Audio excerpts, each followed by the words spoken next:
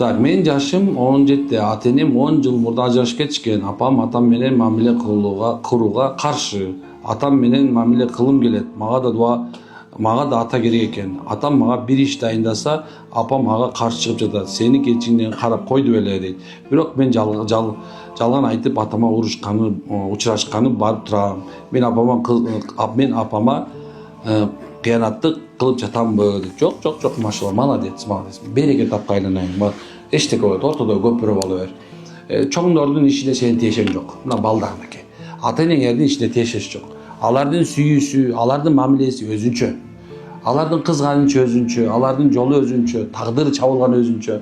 Анан сен өзүңдүн тагдырыңды чап. Сага ата да керек, эне да керек. Биягына бир күлүп, машалла, экөөнүн ортосун бир аз жакшыраак жакындатып койсоң, андан бетер жакшы болот. Ал кээ бир ушунду айта беришет, кичинекей кезинен караган жок дегени. Алимент берсе да карады да.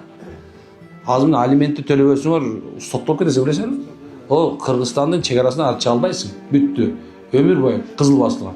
Москвага таап келейин дейт, чыга албайт уже. Менин бир тааныштарым бар, 500 миң карыз болуп кеткен. Ошо таба албайт байкуш. Ошол сен үчүн керек болсо страдайт этип, түрмөгө жетип атат, бала үчүн жатачы. Эми бул жагы да бар да турабы? Ошон үчүн кээ бир энелер, негизинде энелер таң акыл жоктук кылат да көп убакта. Мен жаман көрбөгүл аялдар кээ бирлер деп коюп айта берем. Мен айтпасам ким айтат болуп калды азыр. Чын, мен айтпасам ким айтат болуп калды. Жаман көрсө да айтып атам, жашоону талкалап алып эле, анан күнөөлүү издеп жүргөн эмне керек бар? Чыдап койсо болбойт беле, эркек деле аял делечи. Чыдап туруп эле мисалы, читеп койсоң таң өтүп кетет беле да.